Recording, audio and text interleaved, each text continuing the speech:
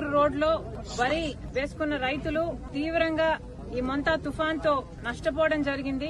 వాళ్ళని పలకరించడానికని ఈ రోజు కాంగ్రెస్ పార్టీ తరఫున మేమందరం ఇక్కడికి రావడం జరిగింది. మా వెనకాల చూస్తే ఒట్టి ఈ రోడ్లోనే 400 ఎకరాలకు పైగా వరి మునిగిపోయింది.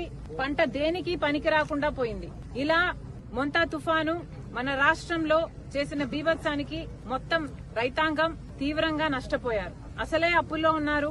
వాళ్ళ కష్టాలలో వాళ్ళు అప్పులు తెచ్చి పంటను పండించాలనుకుంటే అన్ని రకాల ఇబ్బందులు వాళ్ళకు ఎదురయ్యాయి. ఇవన్నీ కూడా అధిగమించి ఆఖరికి ఎరువులు ఇలాంటివి కూడా కొనుక్కోవడానికి బ్లాక్ లో కొనుక్కుని ఈ రోజు ఈ స్థాయి వరకు పంటను తీసుకొస్తే మొంతా తుఫాన్ తో మొత్తానికే నష్టపోయారు రైతులు. కానీ నిన్న చంద్రబాబు గారు మొంతా తుఫానికి నష్టం జరిగింది అని చెప్తూ అంచనాలు చాలా తక్కువ చేసి చూపించారు. మరి ముఖ్యమంత్రి గారి ఉద్దేశం ఏమిటో ప్రజలకు అర్థం కావటం లేదు. కానీ ఒకవేళ ఎక్కువ అని చెప్తే పరిహారం ఎక్కువ ఇవ్వాల్సి వస్తుంది అని ముఖ్యమంత్రి గారు అనుకున్నట్టున్నారు. కానీ ప్రభుత్వానికి ముఖ్యమంత్రి గారికి చెప్తున్నాం, మీరు చెప్పిన ఫిగర్స్ కి వాస్తవాలకి అసలు పొంతనే లేకుండా ఉంది. ముఖ్యమంత్రి గారి ప్రకారము కేవలం 829 కోట్ల రూపాయలు వ్యవసాయ నష్టం జరిగింది. హార్టికల్చర్ ఇంకో 40 కోట్ల నష్టం జరిగింది. అలాగే అక్వా ఒక 1515, ఇలా పశువులు, ఎలక్ట్రిసిటీ, రోడ్లు అన్ని కలుపుకొని ఎక్సెట్రా అన్ని కలుపుకొని 5,000 కోట్ల నష్టం జరిగింది అని ముఖ్యమంత్రి చంద్రబాబు గారు చెప్పడం జరిగింది. కానీ ఇది వాస్తవానికి ఏమాత్రం దగ్గరగా లేదు. ఇది పూర్తిగా అవాస్తవమని రైతులు చెప్పడమే కాదు, ఎక్కడికక్కడ ఏ నియోజకవర్గంలో రైతుల్ని పలకరించినా తీవ్రంగా నష్టం జరిగింది అని చెప్తున్నారు. పైగా మా దగ్గరికి వచ్చి ఎవరు సర్వేలు చేసింది లేదు, అంచనాలు వేసింది లేదు అని చెప్తున్నారు. కాంగ్రెస్ పార్టీ తరఫున కాంగ్రెస్ కిసాన్ సెల్ చేసిన సర్వే ప్రకారము దాదాపు 20 నుంచి 22 లక్షల ఎకరాల వరకు పంట నష్టం జరిగింది అని మేము అంచనా వేశాం. ఉట్టి వరియే 13 లక్షల ఎకరాలలో వరి నష్టం జరిగింది. పత్తి 3 లక్షల ఎకరాలలో మునిగిపోయి అసలు దేనికి పనికి రాకుండా పోయింది. అలాగే వేరుశనగ 1,50,000 ఎకరాలు, అలాగే జొన్న 2.5 లక్షల ఎకరాలు, ఇలా అన్ని కలుపుకుంటే దాదాపు 20 నుంచి 22 లక్షల ఎకరాలలో పంట నష్టం జరిగింది. 20,000 కోట్ల రూపాయలు మొత్తం వ్యవసాయంతో సహా మిగతా అన్ని అంచనాలు వేసుకుంటే కనీసం 20,000 కోట్ల రూపాయలు నష్టం జరిగిందని కాంగ్రెస్ పార్టీ అంచనా వేసింది. అసలే రైతులు ఇబ్బందుల్లో ఉన్నారు.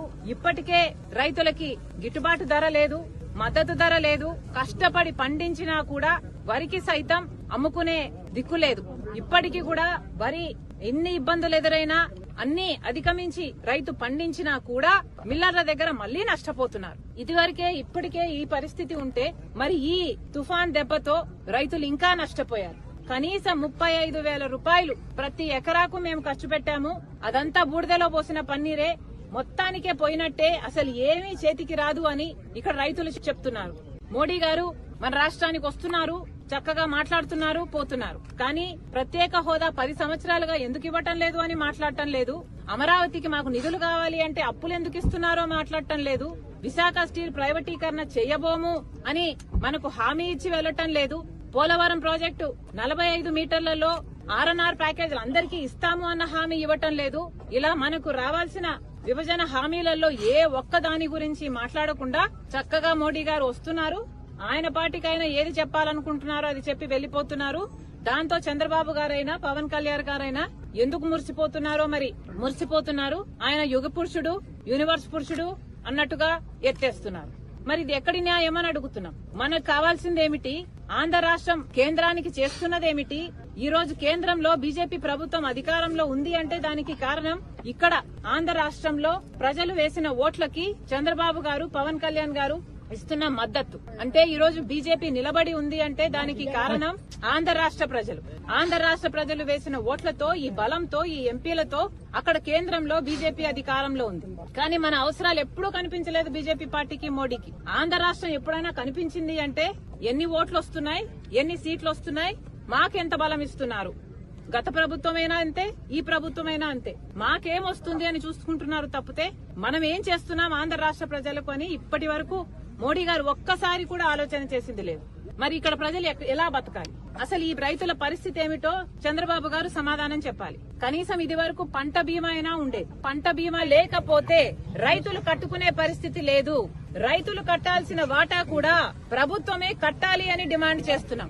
80 లక్షల మంది రైతులుంటే కేవలం 20 లక్షల మంది మాత్రమే, అది కూడా 14.5 lakhs మ్యాండేటరీగా రుణాలున్నాయి కాబట్టి కడుతున్నారు. మ్యాండేటరీగా కట్టడం కాకుండా వాలంటరీగా కట్టే రైతులు కేవలం 6 లక్షల మంది మాత్రమే. అంటే 80 లక్షల మంది రైతులుంటే వాలంటరీగా కట్టే రైతులు 6 లక్షల మంది, కనీసం 10% కూడా కట్టడం లేదు. ఎందుకంటే వాళ్ళకు స్తోమత లేదు కాబట్టి. రైతులు నిజంగానే కట్టే పరిస్థితి లేదు. రైతులు కట్టాల్సిన ప్రీమియం కూడా రాష్ట్ర ప్రభుత్వమే కట్టాలి.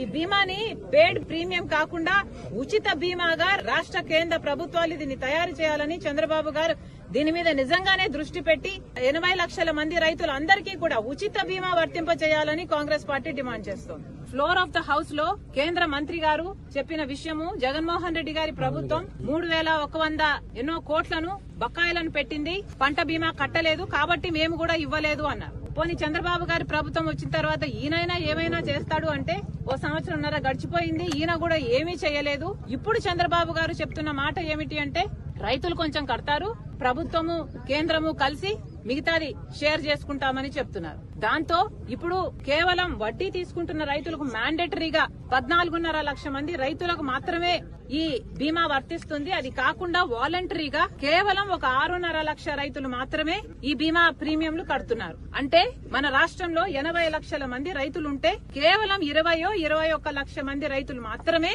బీమా కట్టగలిగే స్తోమత ఉంది, మేము కడతాము అని కడుతున్నారు. అంటే 60 లక్షల రైతులు కట్టడమే లేదు. ఎందుకంటే ఇప్పటికే అప్పుల పాలైపోయాం, మళ్ళీ బీమాకు కట్టాలంటే మాకు డబ్బులు లేవని వాళ్ళు కట్టడం లేదు. దాంతో ఇలాంటి దెబ్బలు తగులితే పూర్తిగా నష్టపోతున్నారు. పోనీ ప్రభుత్వం ఏదైనా ఆదుకుంటుంది అంటే ఒక్కొక్క ఎకరాకు కనీసం 35,000 రూపాయలు నష్టం జరిగితే కనీసం 25,000 రూపాయలైనా నష్టపరిహారం ఎప్పుడైనా ఇచ్చారా? పోయినసారి కూడా ఇచ్చింది చంద్రబాబు గారు కేవలం 5,000 6,000 రూపాయలు. మరి ఇలా అయితే అసలు రైతులు ఎలా బ్రతకాలి? కాంగ్రెస్ పార్టీ చాలా తీవ్రంగా డిమాండ్ చేస్తుంది.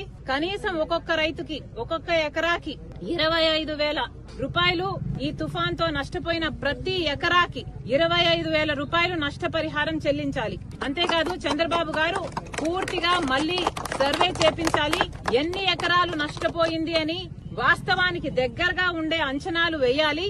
పరిహారం ఎక్కడ ఇవ్వాల్సి వస్తుందో అని తప్పించుకునే ప్రయత్నం చేయకుండా, తగ్గించే ప్రయత్నం చేయకుండా నిజంగానే ఎన్ని ఎకరాలలో నష్టం జరిగిందో వాస్తవంగా సర్వేలు జరగాలి.